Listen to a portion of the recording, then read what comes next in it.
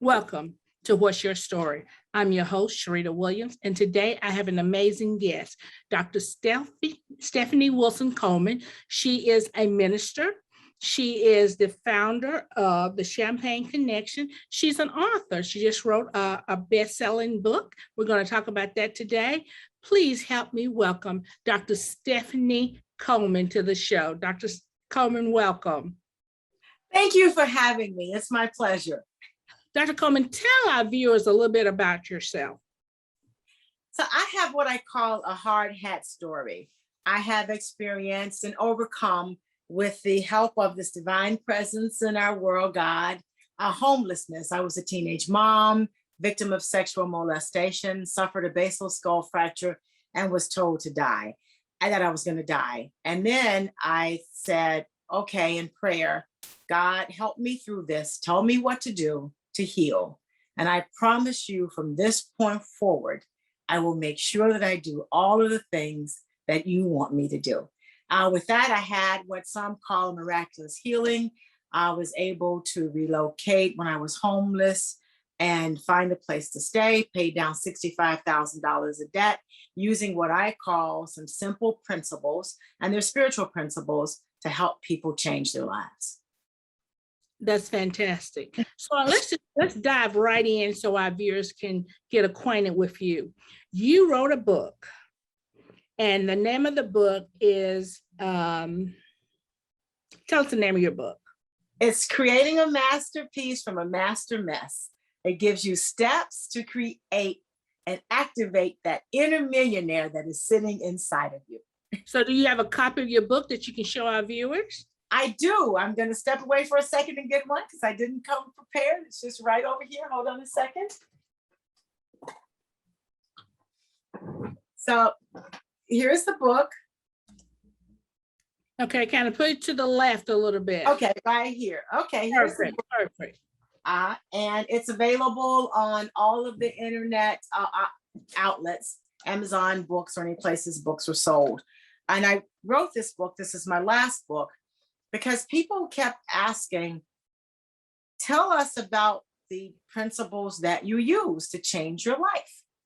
And as a result of that, I put those principles in this book. That's fantastic. So tell us the quickest way to begin to get through a painful experience. So the quickest way to get through a painful experience is to, first off, look at that experience and identify the lessons you learned.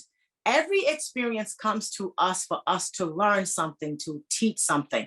And if it came to you, it's your lesson. Sometimes we actually want to blame the other people, but it came to you for you to learn something. And then forgive yourself for not knowing what you didn't know. Often we look at what we do, as I call living life through the rearview mirror. We now know what we should not have done, and we're upset with ourselves, but you didn't know that at the time. So, but that's a lesson you learn. So forgive yourself for that. Always stay in the moment. That's where your power is. So don't give your future to yesterday's hurts, and just refuse to play the victim game. Don't be a victim. Learn your lessons and just do better and make better decisions next time. And then allow yourself to feel the emotions and then release them, because all too often we want to bury those emotions, but spend time with those emotions and then allow them to release. And then you will be able to get through that painful experience.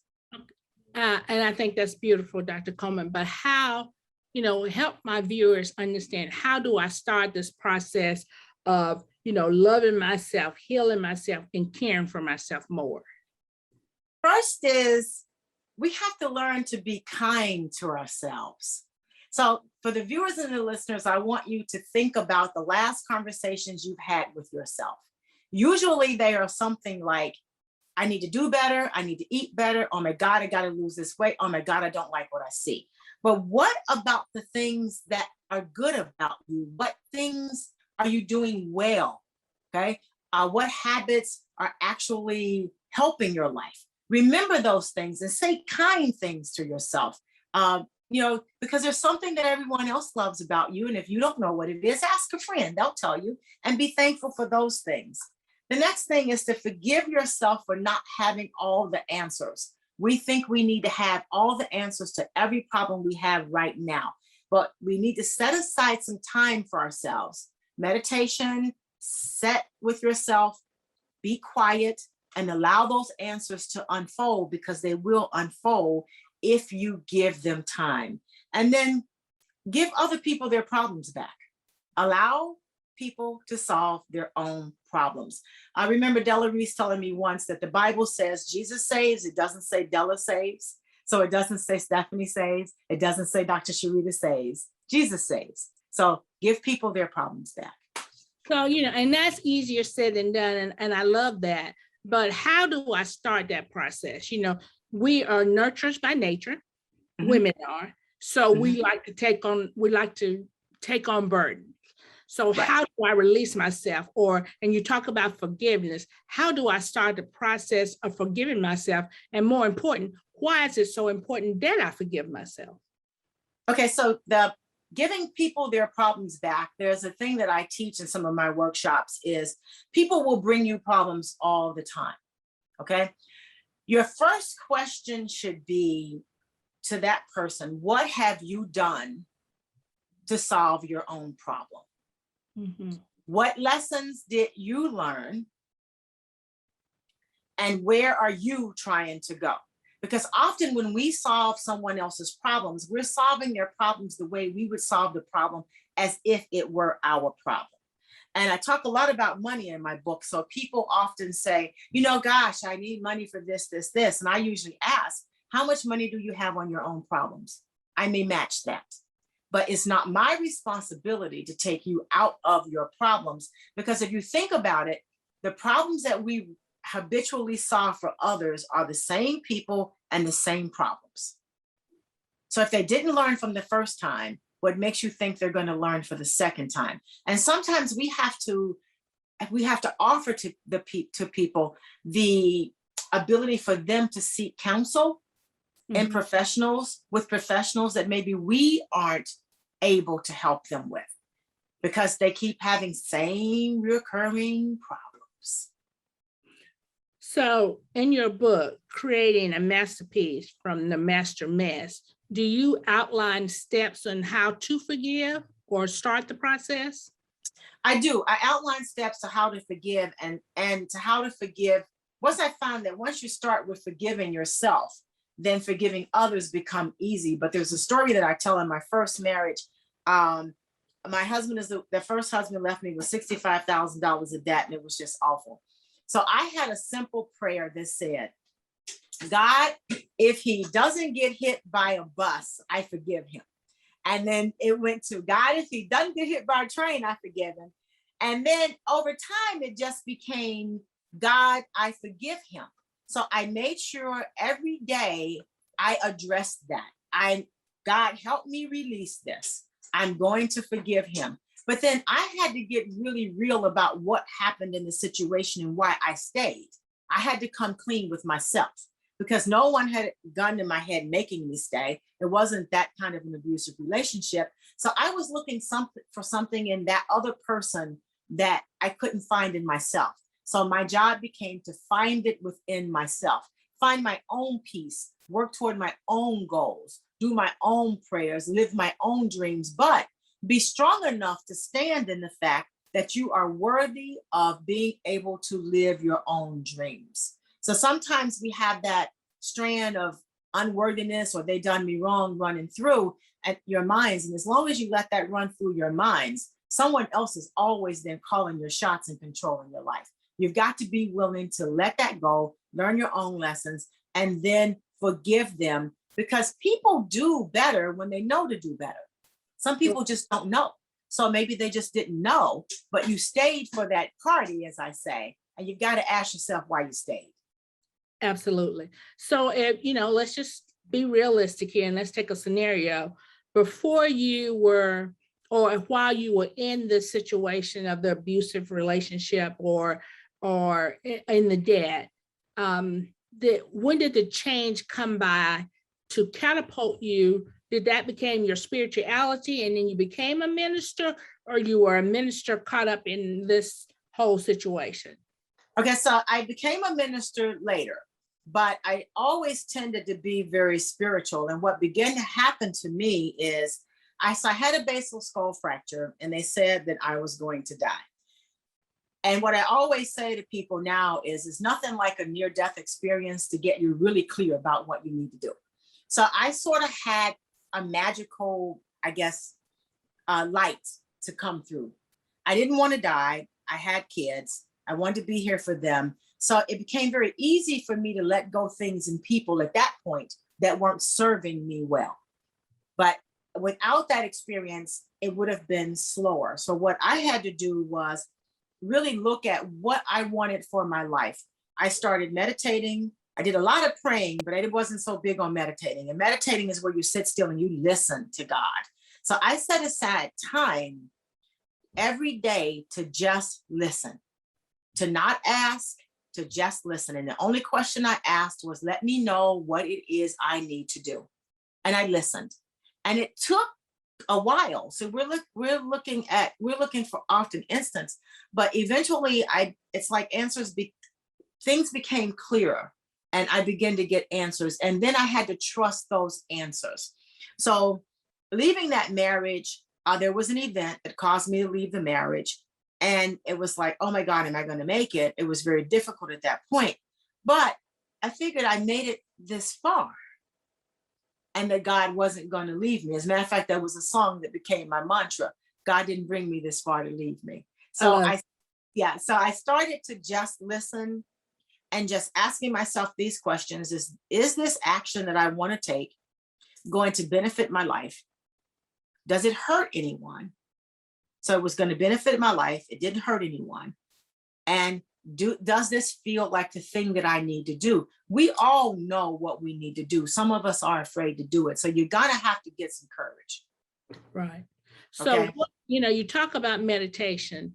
What is some benefits of meditation? I always say that science is running a race to catch up with what we already knew spiritually. So science has proven that meditation will reduce your blood pressure. It reduces cravings. It reduces stress. It can help you to lose weight. It can make you sleep better. And so it has a lot of benefits of just sitting still. But I advocate that you do it first thing in the morning, because that's generally where we get derailed. Do not answer your phone first. Don't look at social media. Sit down, go over the list of things that you are grateful for. Go over the list of anything or any hurts that you're holding on to, and forgive them. And you're going to have to forgive some things multiple times, but do it anyway. If it takes 70 times, do it 70 times. And then sit still. And then go into your day. Absolutely. Mm-hmm. So, Dr. Coleman, we're going to take a break. And we're going to take a break and hear from our sponsors. And we'll be right back with Stephanie Coleman, author of Creating a Masterpiece from a Master Mess.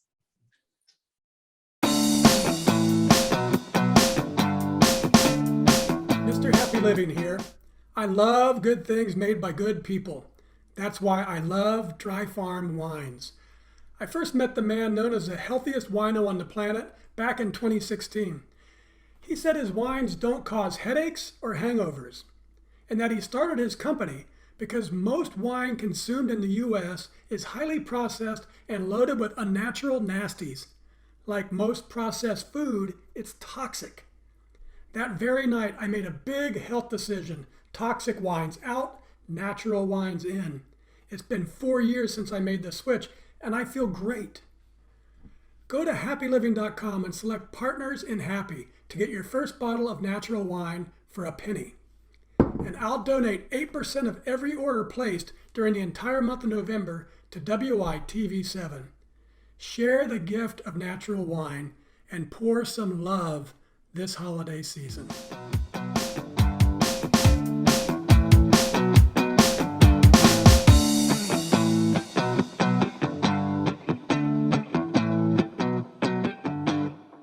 We're back.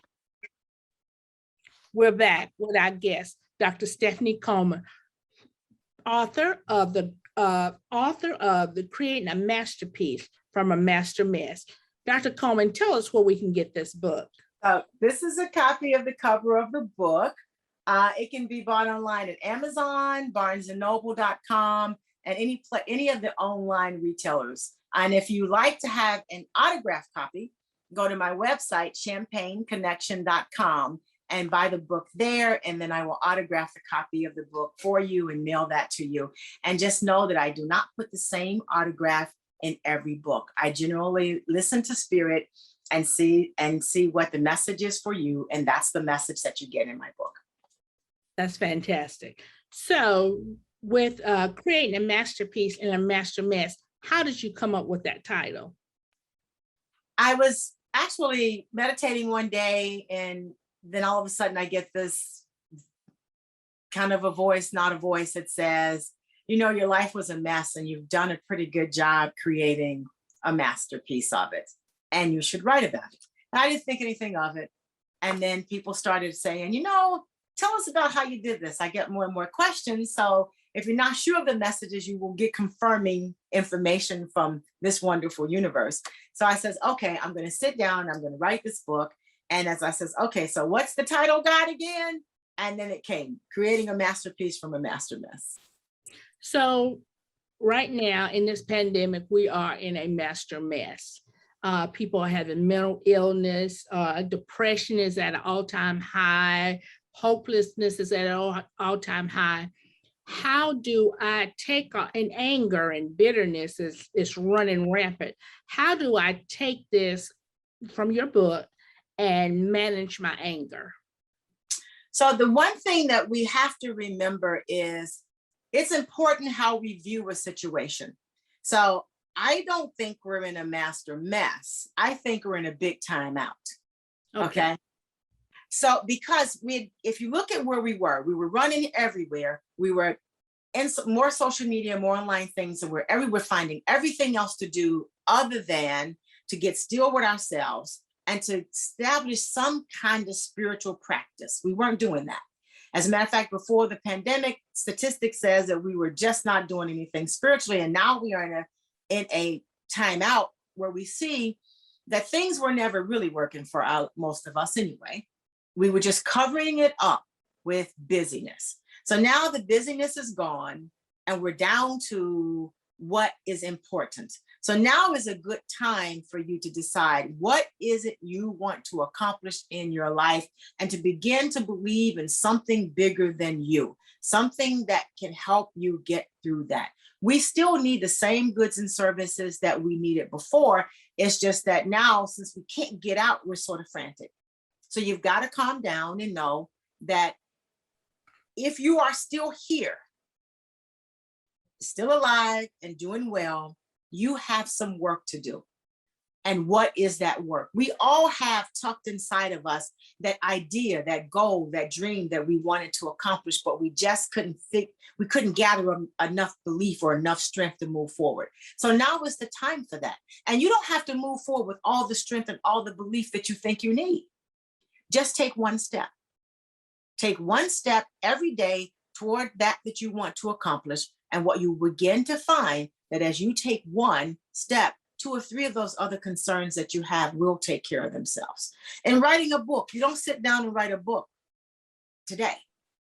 You write the first 3 pages, then maybe the next 3 pages. And before you know it, 30 days, you've got a book.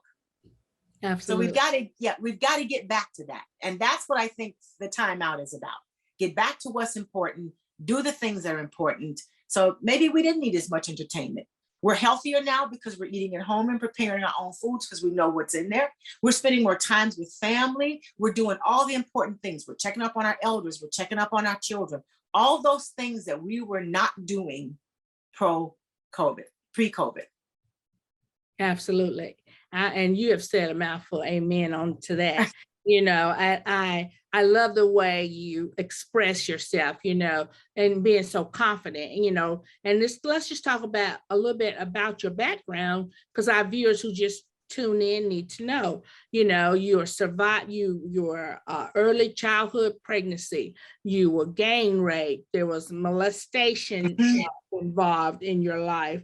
racial tension in your high school. I guess that was in Arkansas where you came from. Yes, it was. But Dr. Coleman, you beat the odds. I mean, you've written a book, you have a foundation, you're a minister, you're a talk show host, you've done it all. So share a little bit with our viewers how you can find your purpose and then be on your way well to success.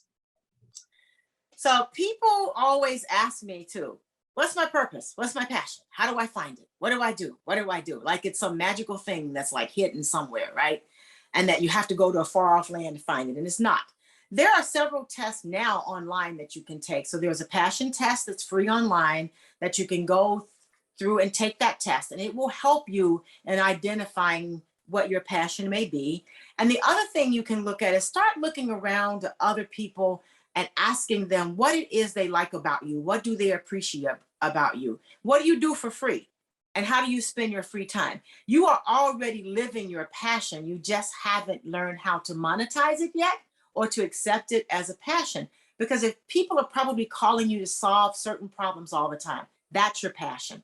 So, and because it's already in us and we're doing it, we tend to overlook it because I think we're thinking that this is some big thing, but it will become a big thing the more you pay attention to it. Now, managing your anger, I do a workshop called Dancing with Anger because I was angry, right?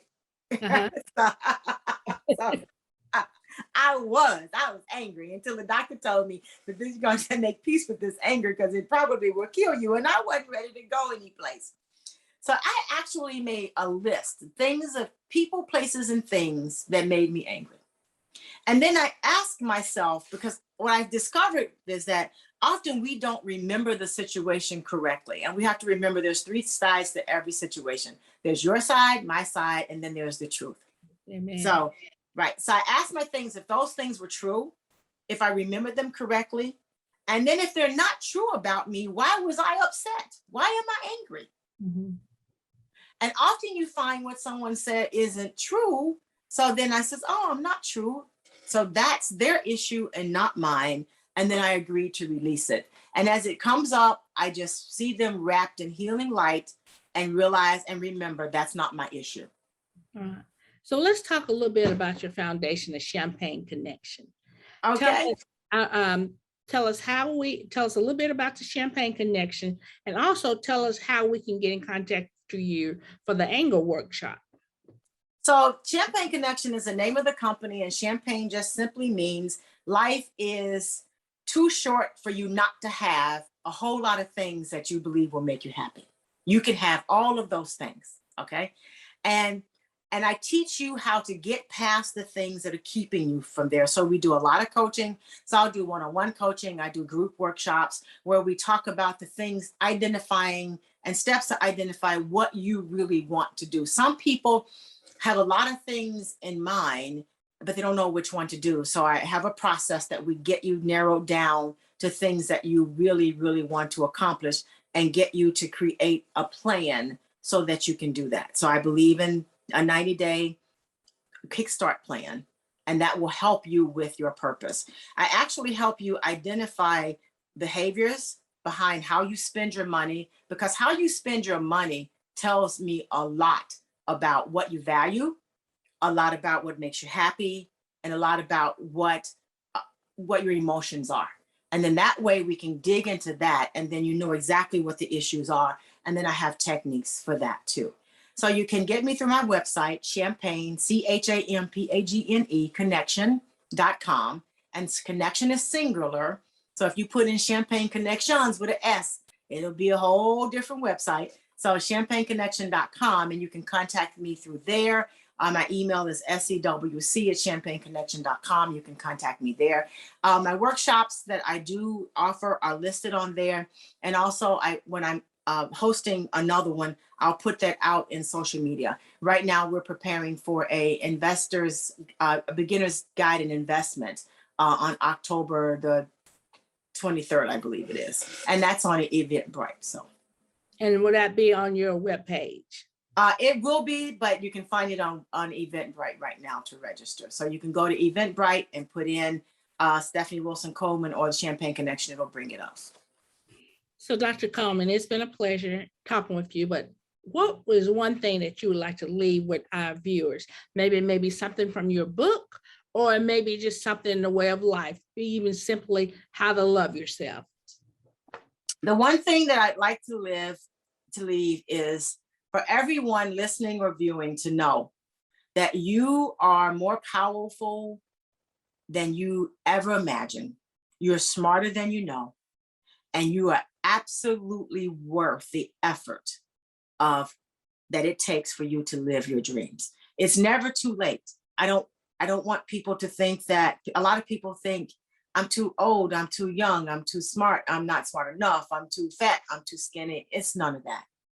The world needs your gift, and people's problems, there are people whose problems are not being solved because you have not started to live your gift. You are the answer to somebody's prayers. So remember that. And one more thing too. Now, you talk about finance. How do I rid myself of financial problems? The first thing you have to do with financial problems is, first off, you got to identify them. So that means you're going to have to go back through your finances for the last 6 months. And I do have an exercise with that where we categorize your expenses. You got to know what you're spending your money on. And then we talk about the emotions that you have when you spend your money. So a lot of times people shop when they're hungry. People spend money when they're sad or lonely or feel like they don't have friends. And those are the activities that we will give you some other things to do other than spending your money. There are a lot more constructive things, but sometimes people don't realize that in life, they do need a financial plan and a financial strategy. So I help you with the financial strategy and the emotions that go along with that so that you can get your finances off to a good start, or out of the gutter if you think that's where they are. But they can always be rectified. Absolutely. So Dr. Coleman, let's put your book up one more time, Creating a Masterpiece Out of a Master Mess, and tell our viewers how they can buy this book and how they can contact you. They can buy this book on all of the online retailers, Amazon.com, BarnesandNoble.com are some of the popular ones. And you can contact me at champagneconnection.com through their website, or send me an email, SEWC, those are my initials, at champagneconnection.com. Well, Dr. Coleman, it has been a pleasure interviewing you this afternoon, and we would like to thank you for letting your story become our story on What's Your Story. We would like to thank our sponsors, WYTV7. We would like to thank our viewers. And I would just like to, I love what in the background you have, live the life that you have imagined, dream big. Until next time, we ask everyone to dream big. There is unlimited things that you can do. Everything is possible with God. Keep your focus and your mind on God, and you can do the impossible. Dream big, live big, have fun. I'm Sherita Williams, the host of What's Your Story. Until next time.